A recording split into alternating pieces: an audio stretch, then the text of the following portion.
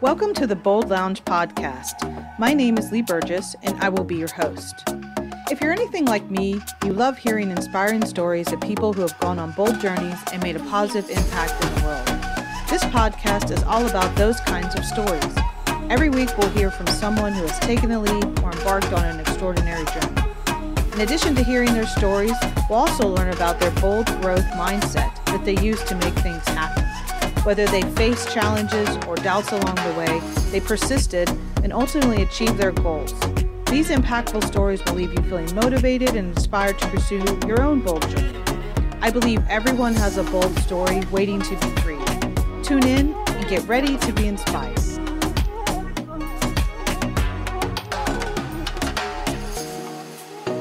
Welcome to the Bold Lounge. Today I'm super excited to introduce you to Bart Foster. He is the founder and CEO of BusinessOutside. He is an author, trail guide, motivational speaker, and facilitator.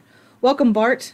How you doing? Good to be here. Good. Yeah, great to see you and speak with you. And I cannot wait to share more about Business Outside with our listeners. I'd love for you, if you don't mind, just doing a brief introduction of you to our listeners.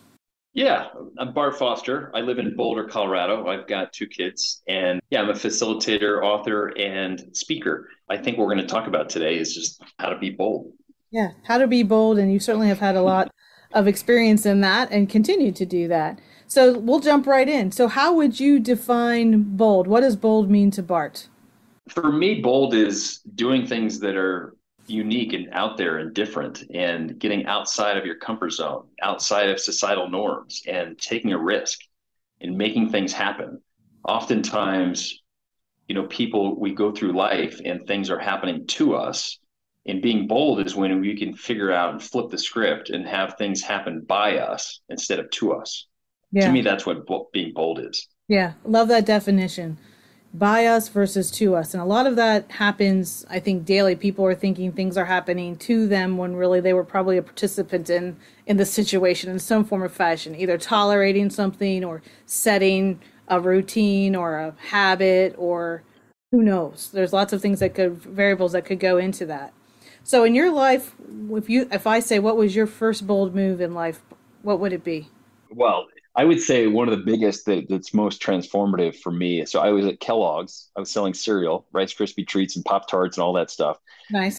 I was in the food service division, kind of on the sales side. And after 2 years, I was able to win the National Salesman of the Year. I was the youngest guy to ever win this. It was called the Golden K Award. It's a big deal, right? Yeah. 3 months later, I was reading in Fast Company. And this is back, 15, 20 years ago when Fast Company, in the late 90s, it was so thick. Yeah, it was. And I read an article, and it was called Brand You, which became famous. But this article talked about, if you're good and you're inside a big company, you're kind of wasting your time. You really should hook your wagon to a startup, because this .com thing is really taken off. And I really took it to heart. And I was probably overconfident. I was young, and I kept wanting to move up, and Kellogg just wasn't fast enough for me. And I found a internet grocery company, and it was called Peachtree Network. They were based out of Montreal. You may have heard of Instacart. Yeah. Well, we were Instacart like 15 years too early. In the 90s, yeah. Yeah, like way too early. Like it was like people didn't even have phones yet. Yeah. I think we did the first internet grocery order over it was a little flip phone. Anyway. Yeah. But that was a bold move for me, because on paper, I had all the success in front of me. I won the National Salesman of the Year. I was slated to be a VP of, national accounts. I was young in my career, and I was earning, a decent salary. But for me, I wanted to be bold. I wanted to do something different and step out. And when I told my boss, it was like, he couldn't believe it. And he said, well, what do you mean? We've got this whole path for you. And then I got visited from like 6 VPs. And I said, guys, I've made a decision. I want to do this. But it was that article that caused me to say, you know what? I have to be bold and go do something. And I made that happen. Yeah. So you went from something that was probably going to be stable, consistent. These are some of the words I hear from organizations and clients that don't want to, this is safe. You could probably determine what would be next predictable in that sense. Right. To something unknown, but exciting and Some of the excitement's actually in the unknown. At least I think that's the case in my experience. And it's like you're learning. And although you were very, very good at what you did, you really felt there was something more out there. And that article is what you needed to kind of start that fire. Stability versus opportunity. That's Yeah. a main theme and I often, will coach and counsel other folks. It's, what are you trying to optimize for? Mm-hmm. Because, some people, they're not cut out to be an entrepreneur. They would really value stability and security. And frankly, once I've got outside of the big company, I look back, I actually value that. I get it. And some people, that's what they should do. Mm-hmm. My guess is a lot of the people listening to this podcast, though, they want to be bold. They want to do something different. They want to get out of their comfort zone. That's where you have to think opportunity it's much better than, say, stability. But Right. it's a personal choice. Right.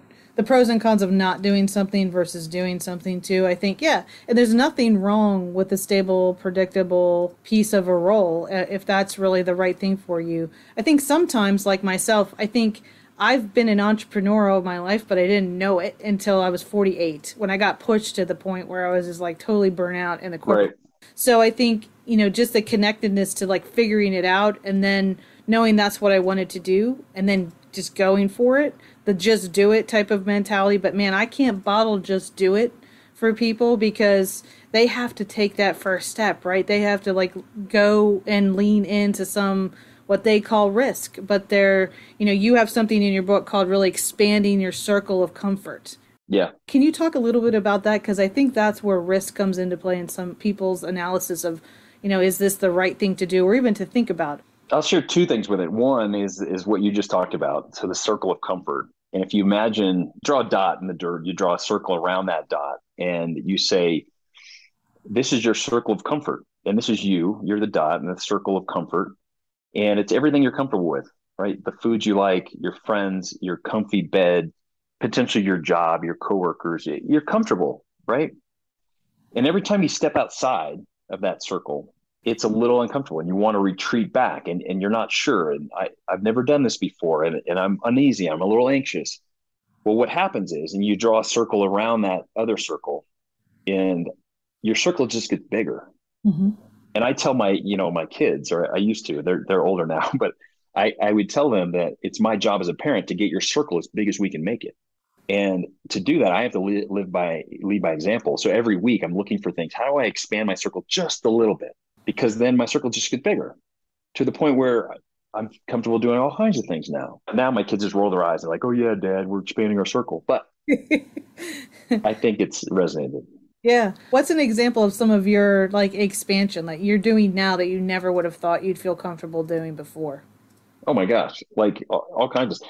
I'll give you one example. So an exercise I love to do is I'll take a group on a hike, Mm-hmm. and I'll say pair up with somebody you don't know, and I want you to think about your life like branches of a tree.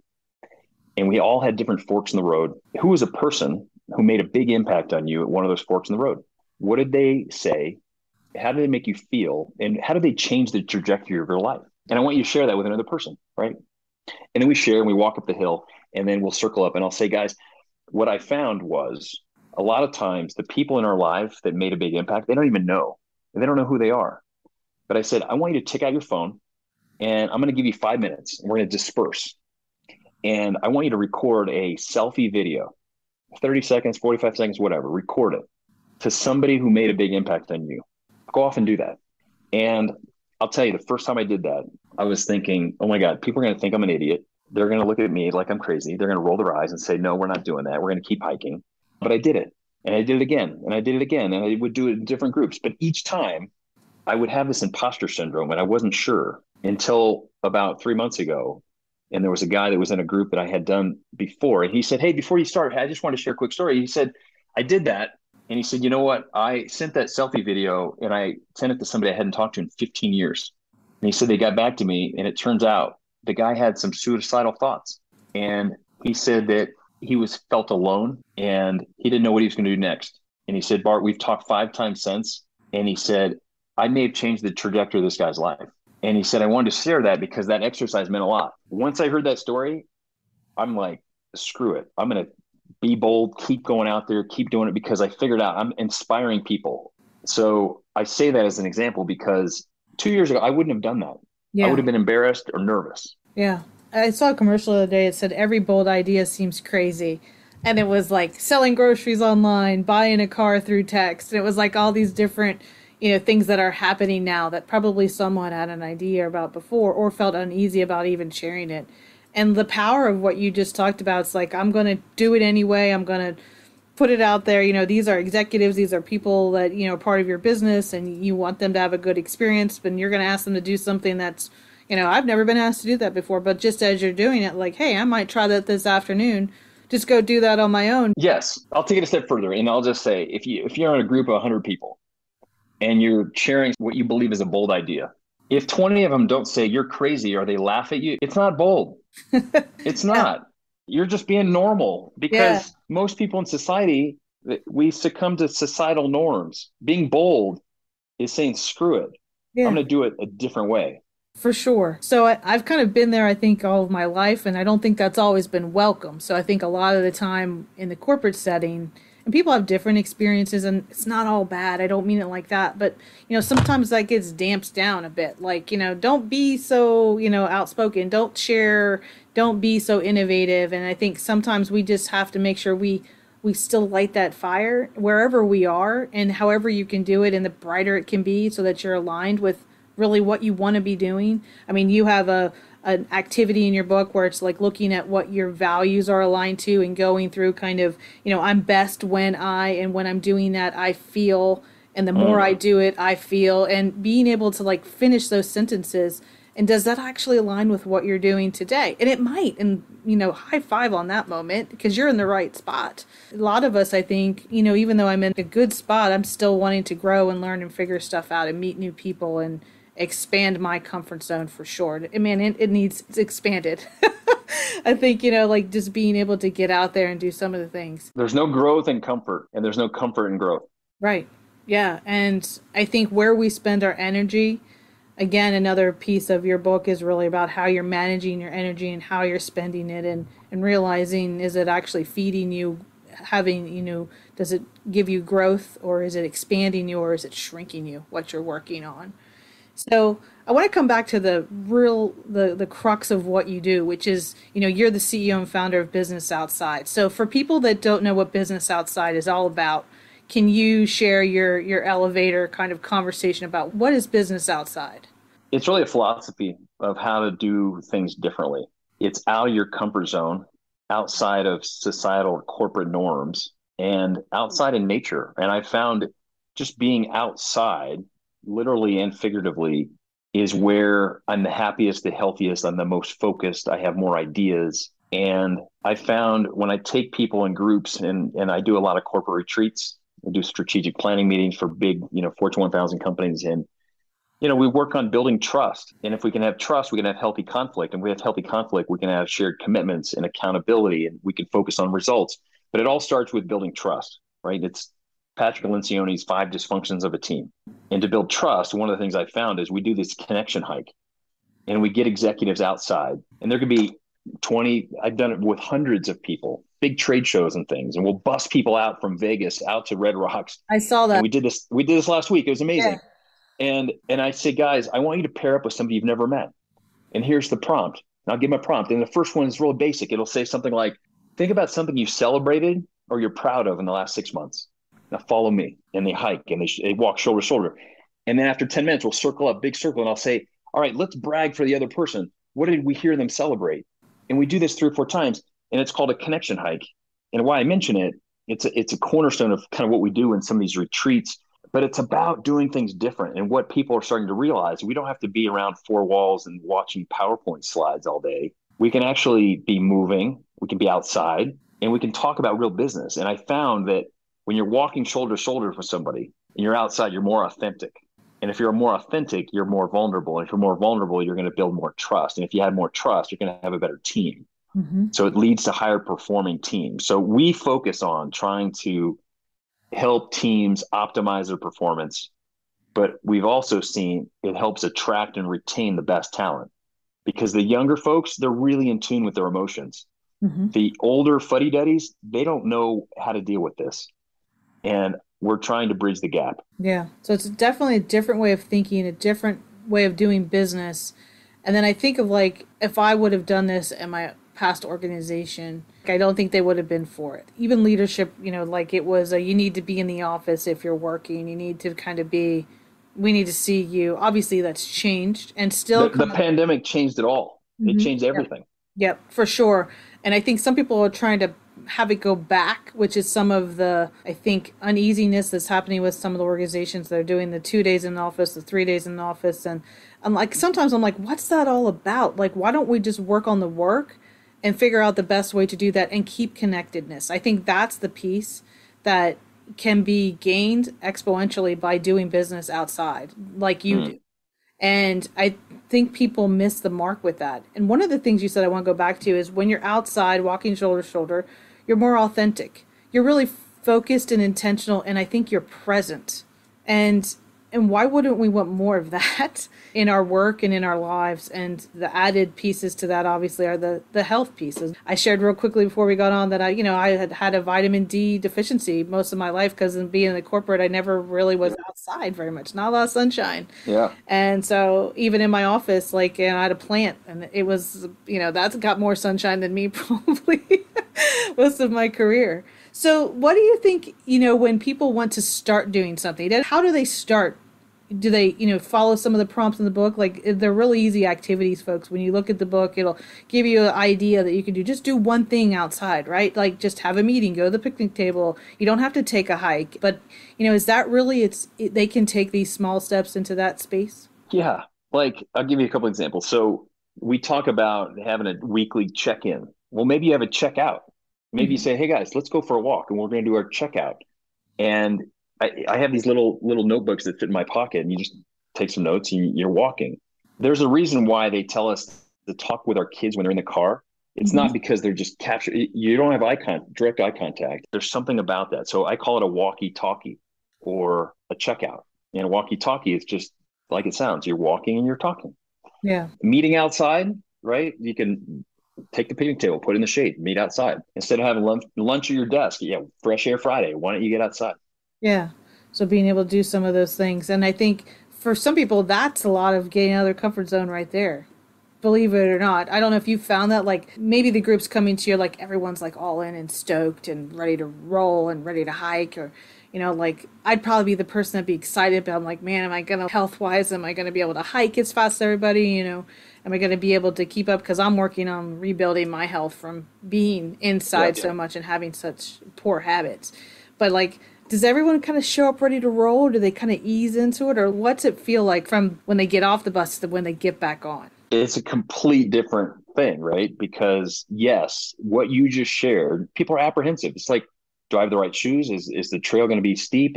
Am I going to have my heart rate too high? Am I going to sweat? What am I going to wear after? They're just like, shit, I don't know. I've never done this. Yeah. And it's really funny when you get people out of the city and all of a sudden you get on dirt and they look down and they're like, we're gonna walk right, and they just don't. Yeah. They're out of their comfort zone, right? Right away. But I set them at ease really quickly. We'll do a quick line exercise, and I say, hey guys, half the group on one side, half on the other. I want you to step forward if it's true, right? I have kids. All right, take a step back. I have 2 kids. I have 3 kids, and really quickly you figure out the commonalities. But then it gets a little deeper, and I'll say something like, both of my parents are still alive. I'll say, sometimes I wonder if I'll be relevant 10 years from now. Or the one I love is, I've had a project or business fail on my watch. And all of a sudden you see in a group, holy shit, there's a lot of commonalities. Mm-hmm. And I do it in a very, non-threatening way. People start to feel comfortable. And then I say, get with somebody you haven't talked to, share with them something you celebrate, you're proud of. All of a sudden they're walking shoulder to shoulder and they're like, you know what? This isn't that bad.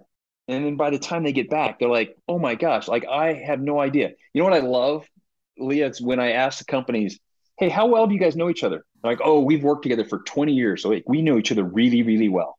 I'm like, oh, okay. And after like an hour, it's like they're just sharing and laughing. It's like, I had no idea. Like you had an autistic child and you had this and you went to school over here. And it's because we don't take the time. We think of each other as human resources instead of humans. And if we can strip that away, and I call it the nature of conversations, right? 70% of the conversations, if you think about a bell curve, 70% of the conversations we have in life are right in the middle. How's the weather? How's your job? How are your kids? We should catch up sometime. Those are cool shoes. Where'd you get that car? Nobody cares. Yeah. It's the 10% on each side. You get a little deeper, and then 5%. That's where the emotion is.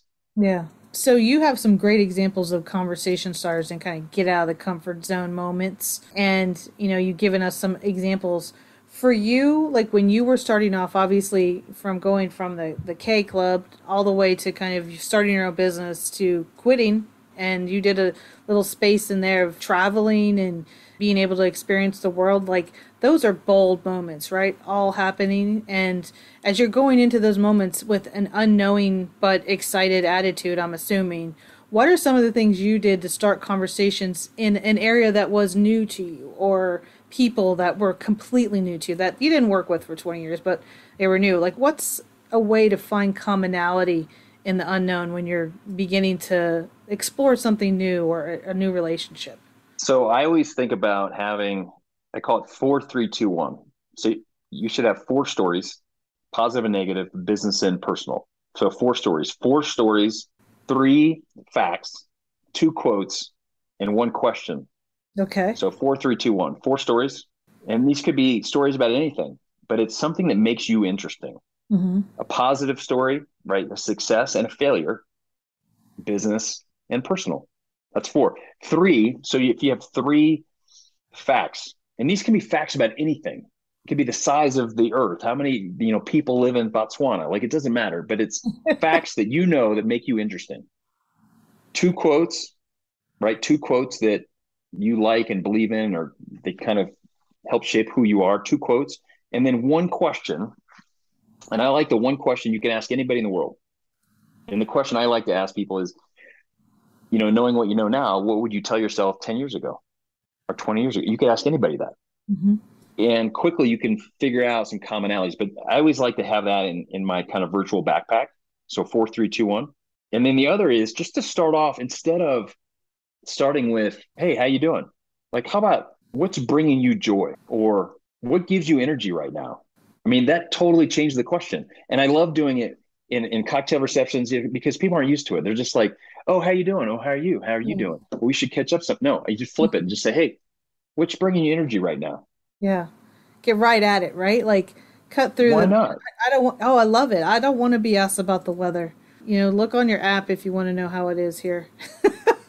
I don't mean that in a bad way, but I just mean it's just the surface level kind of stuff that only keeps us from each other, right? And keeps us from what we have more in common than probably unalike. And I do feel like there's more good out there than people realize. I just think sometimes we never get to it because we don't intentionally try to meet and understand, or even, I'll just say, being bold is being vulnerable too, like putting it out there. You talked about some examples that you shared with groups about if someone says they had a failed business, or they had a marriage that didn't work out, or, I lost my brother when I was 6, so Right. like those are things that, like, whoa, you don't wear a name tag with that on there. So like, you don't know that, but like, okay, I'm putting it out there, and that vulnerability is extremely bold.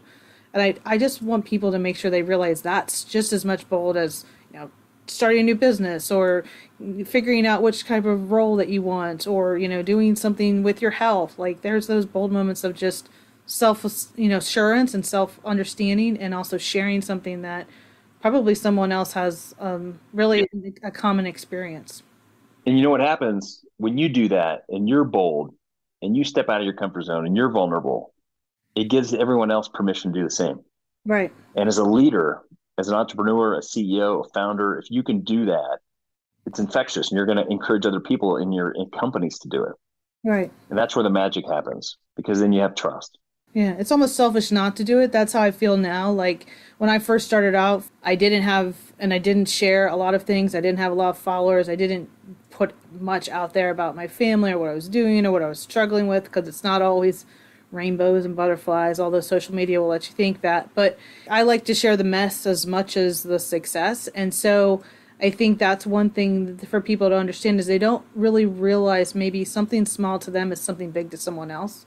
And you don't know who's watching, and you may be inspiring. Like your example of calling someone who meant a lot when you probably didn't tell them that, right? Or they don't really realize the impact they have. I mean, They don't know. yeah, I still remember my mentor out of my first master's, who she's passed away now, but when we were moving, I pulled out of my Bible. I had her card to me that was in there that she had written to me in very late 90s. And it was just her belief in me, and here I was like trying to figure out what I wanted to do. She was so kind to me, and she gave me my first job out of my master's. So, but like, I hope she knows what she meant to me, but like, don't miss that moment. Like, don't keep that from somebody. And so I love that messaging that you have there. So I know we just have a little bit of time, and I could talk to you for a very long time. So I think the one thing that I just want people to leave with is that it's okay to do something different. And there's this quote in the book that I just want to read, and I have it here just so I don't mess it up. And it's actually from Steve Jobs, really about after he was fired from Apple. It says, "The heaviness of being successful was replaced by the lightness of being a beginner again, less sure about everything. It freed me to enter one of the most creative periods of my life." And the reason I like this, I highlighted it, is because there's something in just like letting the guard down that I think comes from Business Outside and, your mission and what you're founded on, as well as just being able to be bold. And wondered what your thoughts or what that quote means to you when you hear it. It's like the beginner's mind, right? I think we often have these false narratives that are playing in our head that are not true, but based on our upbringing, early trauma, whatever it might be, we make up stories that are just not true, that don't serve us. And if we can strip those away and actually be a beginner again and a child, that's why children have so many ideas. Like no one's had a chance to shape them and mold them and tell them, no, that's stupid. That's dumb. That's not going to work. You're never going to do that. And when you're little, you just dream really big. So that quote kind of means to me, like, strip it all away. Let's be a beginner again and be bold and go make shit happen. Yeah, exactly. Just love that. And I hadn't seen that specific quote, but there's something freeing too in just being able to begin and then try stuff and have it fail, try stuff and have it succeed. And it doesn't always have to be a home run, and you're learning in each of those phases. So I love that. I love the book. I hope everyone, all the information below is from Business Outside, Discover Your Path Forward, by Bart, all his services and coaching and facilitation that he can do for you. So thank you so much, Bart, for taking the time. Well, I got a challenge for your audience. Okay. All right.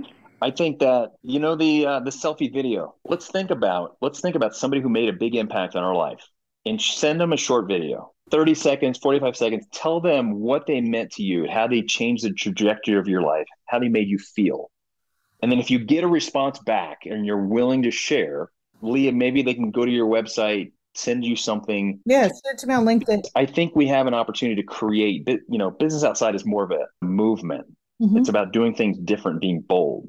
So it's just one little idea that I think we could create this gratitude loop and have all these people sharing all these crazy, cool stories of how this person made them bold and who they are. Yeah, so you see the post, this has gone out. So on LinkedIn, you'll be able to add your story and add your picture, your comment to it from who you sent your message to. Would love to see the sharing in that. Thank you so much for your time and for the challenge, and I hope we stay connected. Thank you, Bart. Yeah. Thank you for listening to the Bold Lounge podcast. Through the continuum of bold stories, vulnerability to taking a leap, you will meet more extraordinary people making a positive impact for others through their unique and important stories. By highlighting these stories, we hope to inspire others and share the journey of those with a bold mindset. We hope you've enjoyed this podcast and look forward to sharing the next bold journey with you.